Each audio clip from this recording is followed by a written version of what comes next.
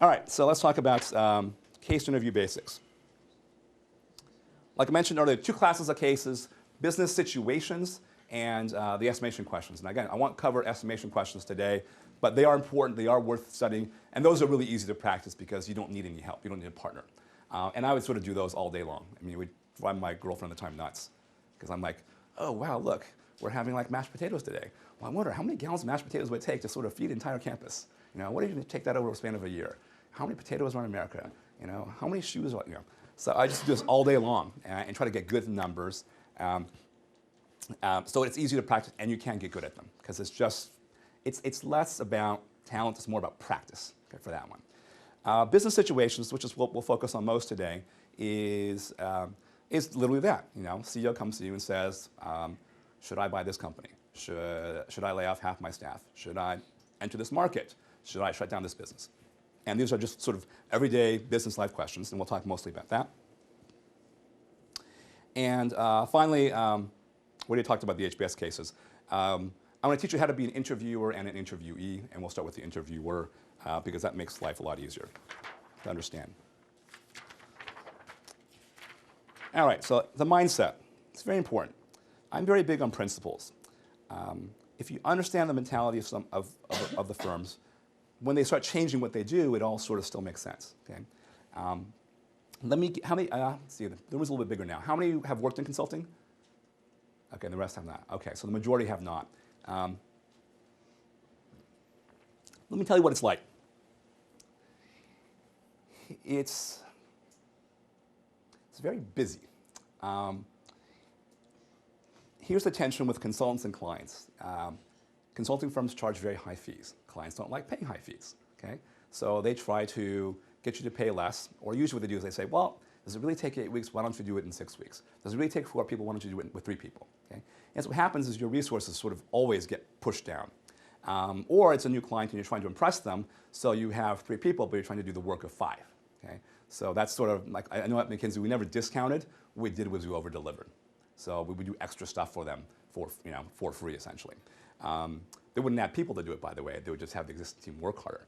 And so what happens is you have this constant pressure to get more done with less resources. And that's just daily life, just the way it is. So the first thing is when you're someone new, let me bring that down a little bit. When they bring a new person onto the team, I don't know if you guys know this, but at least at McKinsey, maybe at some of the other firms, everyone has sort of a billing rate internally. They don't always publish what that is. So they have a per diem of how much an analyst is worth, how much an associate is worth, how much a partner is worth. And what's interesting is for your first case, your first assignment, like your worth is like negative. They like have to push you on and like give you away for free to the case teams. And because no one wants to break in the first year associate, right? Or analyst or whatnot. And the reason is you're not proven yet, and most importantly, it's unclear whether you can be independent. Okay? Now, on my 3rd month, I was 21 at the time, my 3rd month I was dropped off by myself in Cleveland. We had a New York-based team. There was one little subsidiary in Cleveland. All the other guys on the team and gals on the team were married and had kids. I was a single guy. I'm like, send Victor, right? So I spent the next 18 months in Cleveland by myself. Lived at the Ritz-Carlton. They knew me really well. Thought it was really cool for about a month. By month 16, he was like, rather be at home. So I was paying New York rent while living in Cleveland. And I sort of did all right there, and I sort of had very little supervision. You know, I would have one of my colleagues come in maybe once a week for a day to sort of do the whole client relationship thing. And I was on my own. That was it. Okay? And the problem was $200 million division, Fortune 500 company, it's broken, go fix. That's it. I mean, that's all the information there is. And go at it. And I did. And so when they interview you, this is what they're thinking. Can I drop you off with a division of a Fortune 500 company by yourself with little to no supervision, and can you handle the client? Can you solve the problems? Can you do all those things and make the firm look good in the process? I mean, that's really what they're thinking. Because what happens is these are people who are working consultants who are interviewing. They're not professional interviewers. And they're thinking, do I want you on my team? Right? Or do I want to stick you on my colleagues' teams? Or am I causing them a problem or myself a problem? And that's really what they're after, is am I going to get screwed in the process if I hire you? Okay? And this is what it means. It's about being independent and solving problems on your own. Along the same lines, there are a couple things that you should be aware of, and they actually have implications for how you do cases. When you don't have enough resources, you don't have the time, the energy, or the dollars to run every analysis you want. Okay? And there's this term that a lot of consultants will use, which is called boiling the ocean. So if you want 1 cup of hot water, there's 2 ways you can do it. Go get the 1 cup, put it on the stove, heat it up, or you can try to boil the entire the ocean on planet Earth. Okay? One is a lot more efficient than the other. Okay? And what that refers to is you could, as a consultant, go in and request all the information. Okay? I want your whole database, all of it. And so for these big companies, they have a lot of data. As opposed to being very selective at asking just for the things you need to get the answer that you require. So being very deliberate about that. And that's how it happens in real life, but also in cases. Okay? In cases, you could literally ask a million questions. Okay? They don't evaluate you on whether or not you can get through all million. They evaluate whether you can ask the minimum number of questions to get precisely the minimum amount of information needed to make an actionable decision. Okay? So I'll give you an example.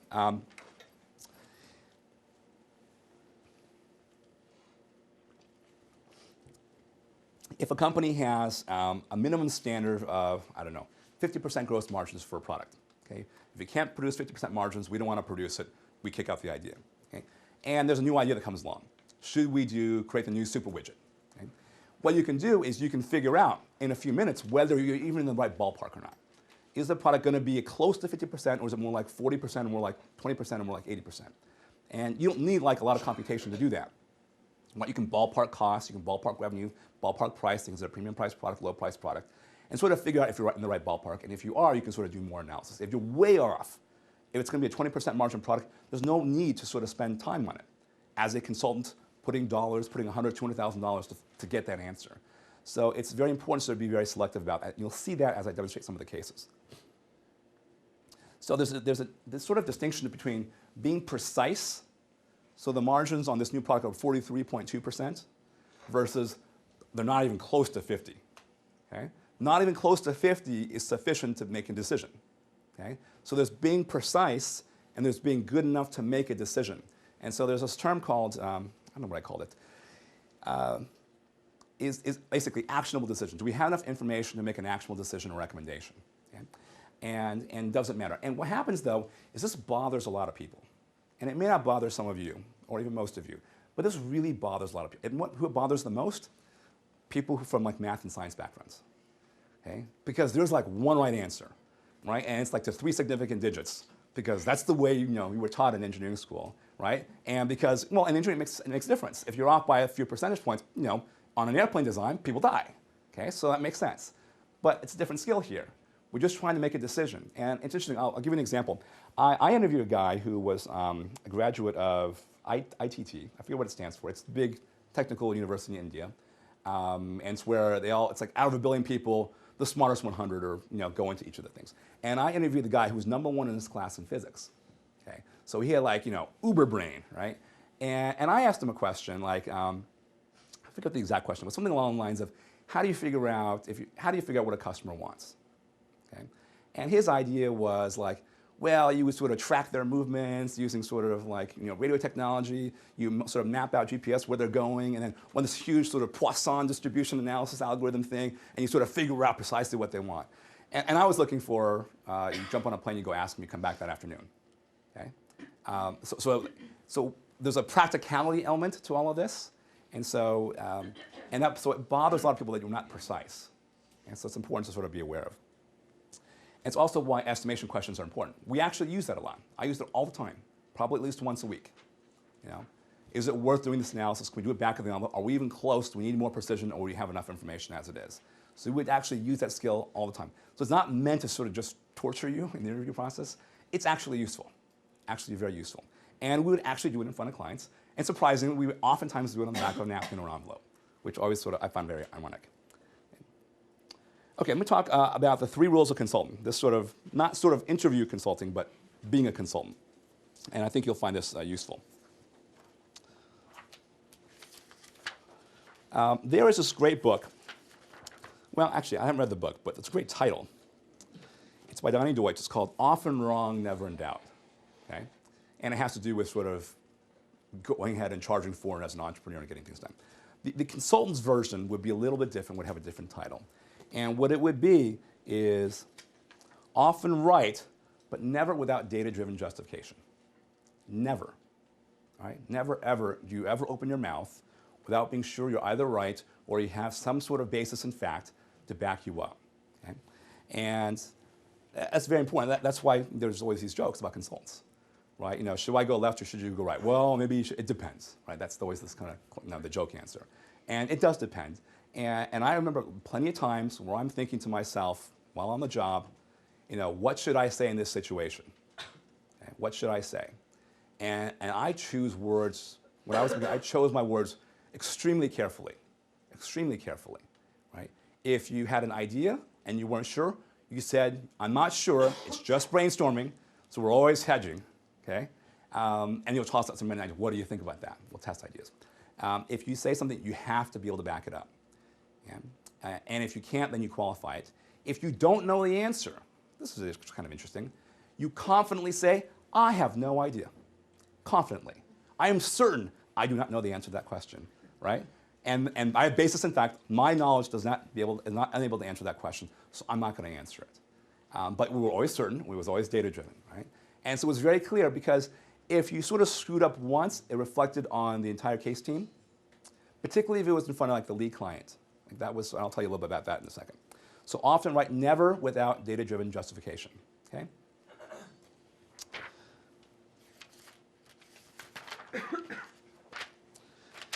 Let me tell you about one of the, some of the early experiences I had, and it sort of shows some of these sort of 3 rules.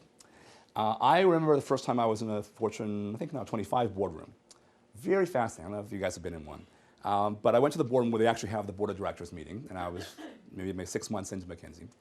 And first thing I noticed was this is like a really cool room. It's like huge. They have a table that seats about 70 people. And it was like mahogany, all nice, beautiful wood. And it was so large that at every seat there was a microphone because you couldn't hear the person at the other end of the room. It was that big. And I remember my first meeting there, and I'm like, wow, this is just amazing. We were sort of meeting the lead client there. And my first reaction was, geez, I hope I don't say something stupid. Okay? And I remember my manager at the time looking over me, and I'm guessing that he was thinking, geez, I hope Victor doesn't say anything stupid, right? And in consulting, stupid means saying something that's not client-friendly. Okay, I'm going to tell you what that means.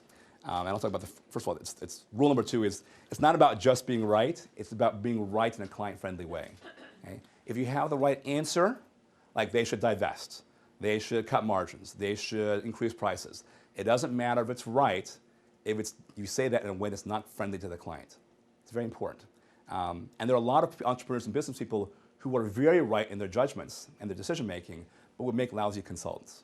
Okay? A lot of them are billionaires, by the way, but they would make lousy consultants. Okay? So how you're right matters a lot. And let me explain what being client-friendly means.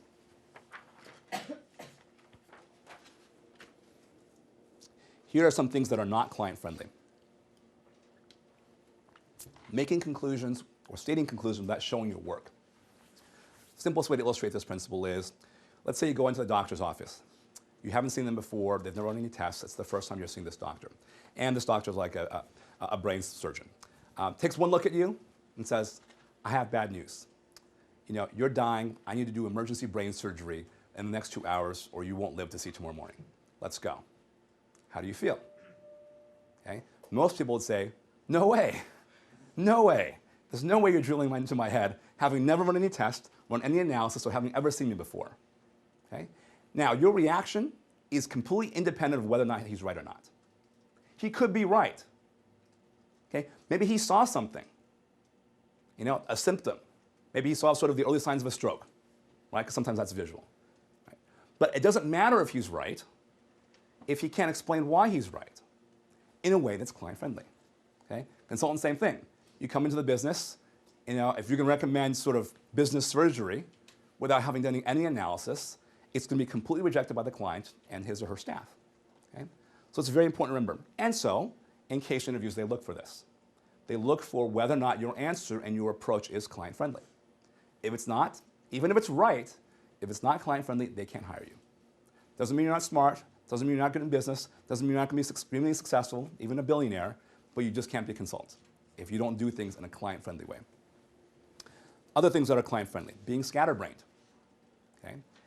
Consultants think extremely linearly, sometimes often to a fault in certain situations. Okay? But A leads to B to C, period. Not A to Z to D to F to, not, to Y, and jumping all around. When you jump around, clients can't follow. Okay? Doesn't matter if you're right. Okay? So maybe there are 5 things the client needs to fix. They need to beef up distribution, they need to divest their division in Europe, they need to sort of cut costs here and sort of launch into a new market and acquire this other company. Doesn't matter if you're right, if you're jumping around, they just can't follow you. They can't follow you, it doesn't matter if you're right, because they can't keep up. And here's the thing with clients too. Lately I've done a lot of work with human psychology. So I did a master's degree in sociology, spent a lot of time in the social psychology department, and sort of always been very curious to how human beings think. And here's the deal. And I've also paid a lot of attention to how people learn, which I find fascinating. Here's what you find. About 1/3 of people are what I call abstract learners. You can describe something verbally, like take a sphere, turn it 35 degrees, make the bottom side red, tilt that side up, and make the other side to the right blue, spin around 275 degrees. Okay, which color is on top? And like there's certain people, I happen to be one of them, who can do that in their heads. They can see sort of things abstractly and it's okay. Most clients can't. Okay? The other ways people learn are they learn by seeing things. If I got a Rubik's Cube and I did the exact same thing, there's red on the bottom, there's blue on the side, and I turn it this way, turn it this way, and I do that, they get it, right? And then there are people who learn by doing. Okay, so it's about 1/3, 1/3, 1/3. Okay? And the thing with clients is only a minority can sort of do the abstract thinking. Okay? So if you have an idea, and so it's important, it doesn't matter if you're right, if they can't get it. If they can't get it, whose fault is it? Okay, it's the consultant's fault. Okay? Because if I'm the CEO, and you're the super brilliant consultant, and you make me feel dumb, guess what? Someone's getting fired and it ain't me, right? Okay? So they got to feel smart in the process. And oftentimes they are, but they just learn differently. So consultants, they tend to skew towards the abstract thinkers. So there was an analysis that we did at McKinsey on sort of who got jobs at McKinsey and who got promoted, based on, at least this was for undergrads, based on SAT score grades and whatnot. And it turns out there's like a minimum math SAT score where if you sort of got higher than that, you tended to do well at McKinsey. And that was like 700 or something like that. So equivalent of a GMAT, I guess 700. And then GPA was like, if you had a 3.5 GPA and higher, there was no difference between the person with a 3.5 GPA and a 4.2 GPA. Okay? And the other thing was you had a lot of extracurricular, so you had good people skills. And that was sort of the magic formula.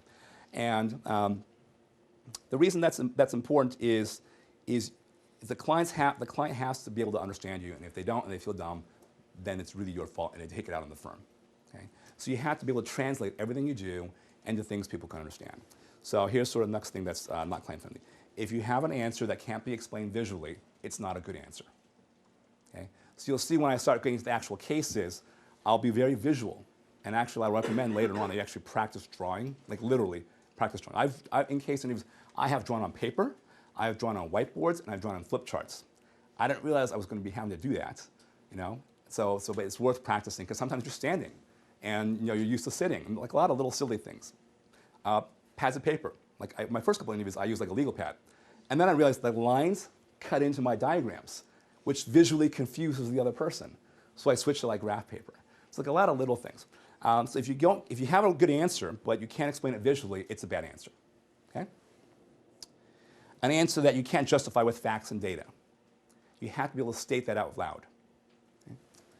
And finally, I gave you an example of this earlier. If you are logically correct, but your approach is not practical in real life, also a bad answer. So the example I gave of the person from ITT who wanted to do a very technical analysis to answer a very simple question. He was right, but it wasn't terribly practical, so therefore it was a bad answer.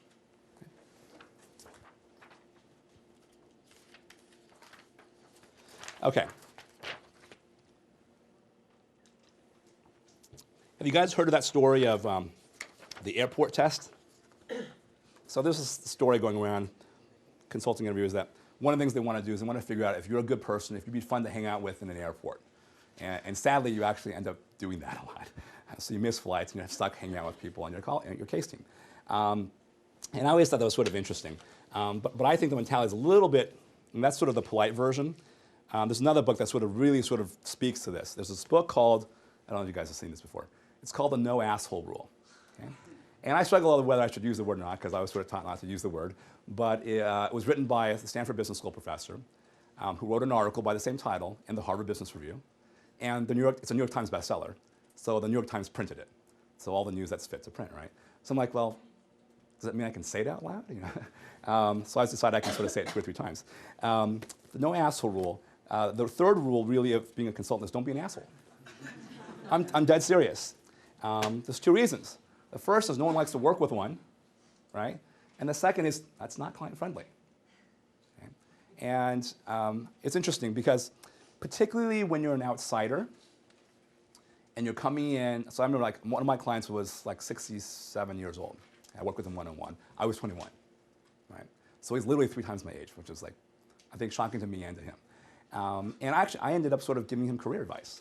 We had developed that kind of relationship. But when you're coming in as the outsider, particularly when you're not as seasoned as they are in their own industry, they're extremely skeptical. And they're looking for you to be an asshole. They're just looking for an excuse for you to be a jerk. Okay? And if you give them one, it ruins the relationship. You can't get information you need, and it slows down case progress. Okay?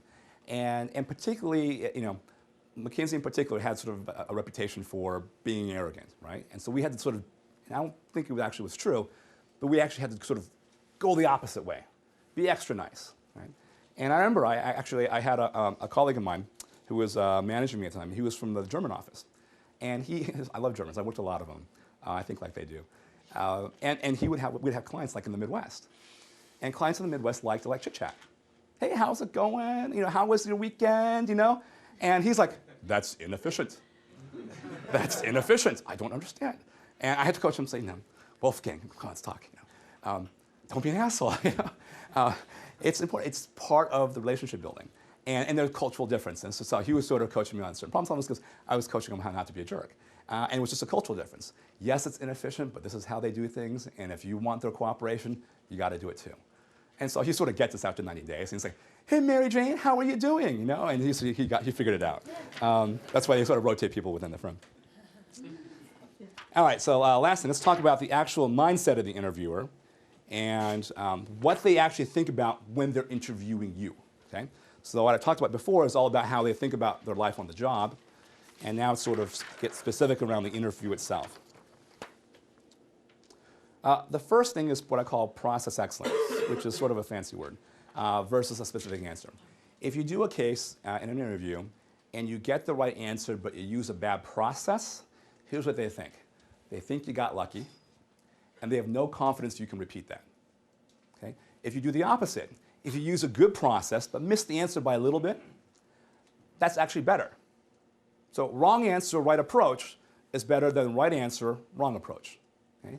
Because what they can sense is you're more likely to be able to repeat the process and get a good result, which goes back to you being independent, right? You're on a plane by the client yourself. Do I have confidence you have the right process? If you have the right process, you will get the right answer, maybe with some help. Okay? But if you have no repeatable process, but you got lucky, they can't hire you. Okay?